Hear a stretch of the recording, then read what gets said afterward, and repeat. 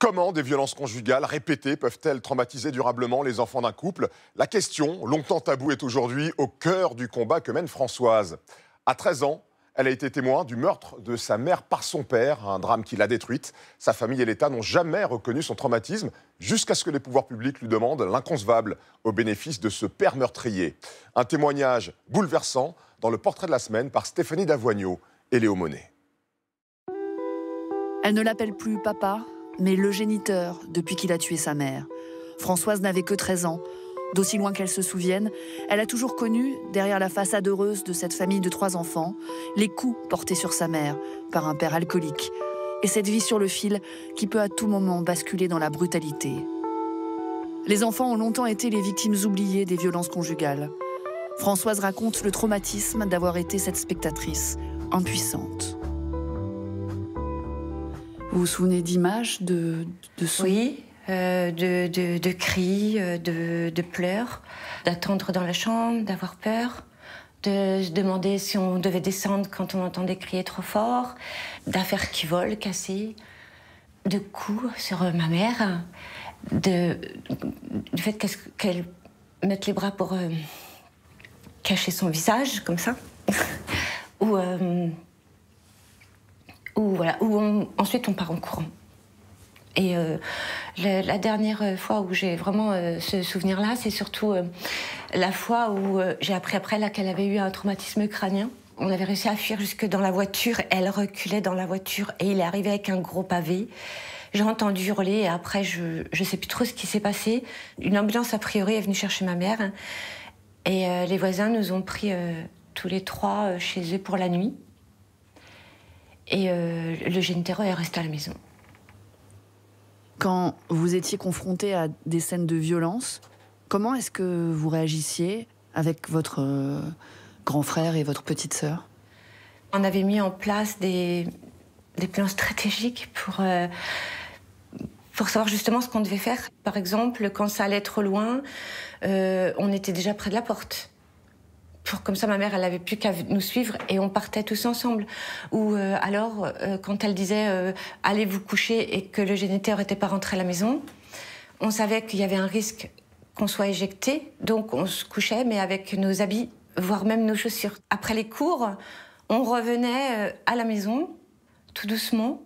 Moi, je me revois devant la porte, hésiter, entrer... En général, c'était toujours un peu le même schéma qu'il y avait. Il était dans sa chambre, prostré. Parfois, il y avait ma mère à ses côtés, il parlait. Nous, on glissait, on allait dans notre chambre et on n'en reparlait pas. Il vous est arrivé de vous cacher? Non, parce qu'il y avait ma mère. On se sent responsable aussi de notre maman quand c'est comme ça. Donc, on se met hors... Du visuel de notre géniteur, de façon à ce qu'il ne nous arrive rien, mais en même temps, on est aux aguets parce qu'on ne veut pas qu'il lui arrive quelque chose. Il vous a déjà frappé, votre père? Je n'ai pas souvenir.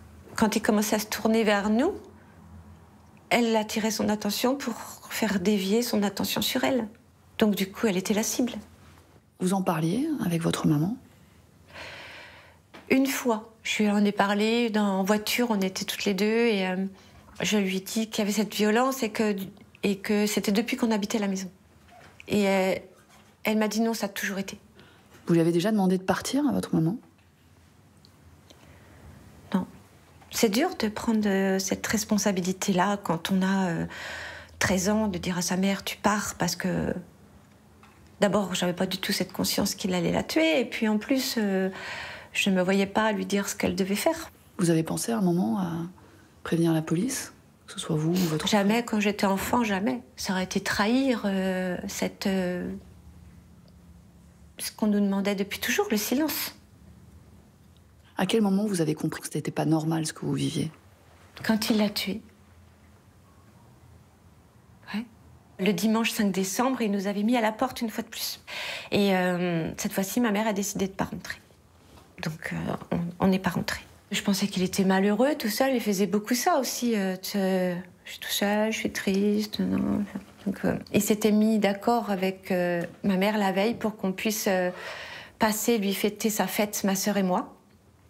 Et il a demandé Il a prié ma mère vraiment d'être là.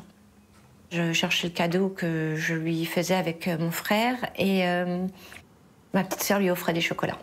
Et ma mère n'était pas rentrée, était juste restée au pas de la porte. Il a dit qu'il voulait lui parler seul à seul et que donc ma petite sœur est allée jouer près du portail avec le chien et moi je suis restée dans le périmètre de sécurité de ma mère. C'est-à-dire à 1 mètre d'elle, un bras. Puis c'est là qu'il est revenu. J'aurais juste entendu dire qu'il avait aussi un cadeau pour elle. Et qu'elle disait non, non, mais c'est fini, c'est fini. Et puis c'est là qu'il est revenu du couloir avec la carabine.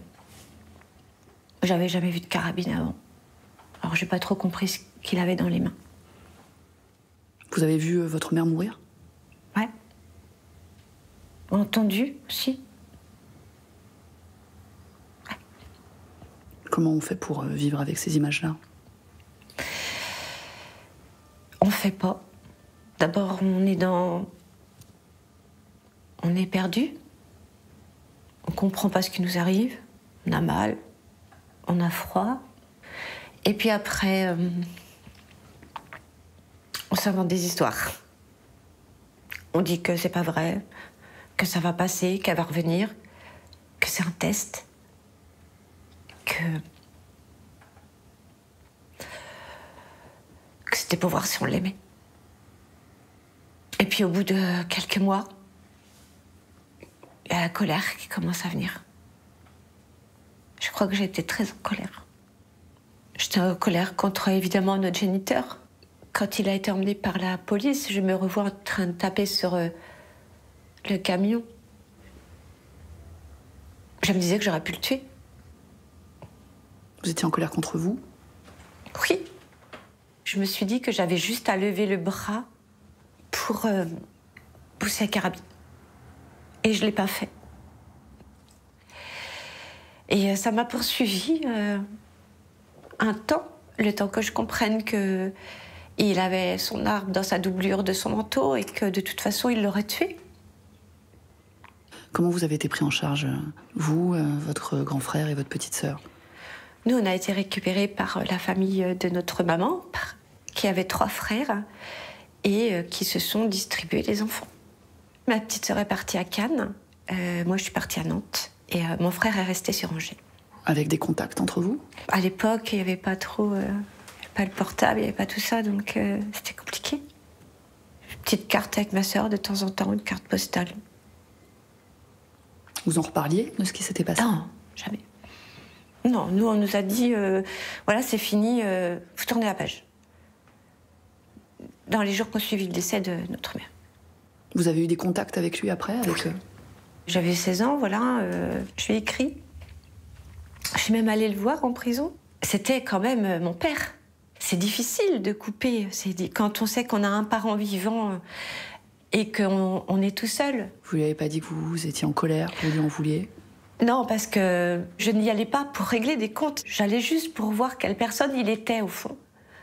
On aurait pu croire qu'il aurait pu travailler sur lui, évoluer, avoir justement des paroles pour ce qu'il avait fait, mais pas du tout. Pas du tout, oui. C'est super décevant. C'est le même. Ça n'a pas changé. Votre père, il a été condamné à combien d'années de prison? Il a pris 14 ans pour assassinat. C'est-à-dire meurtre avec préméditation.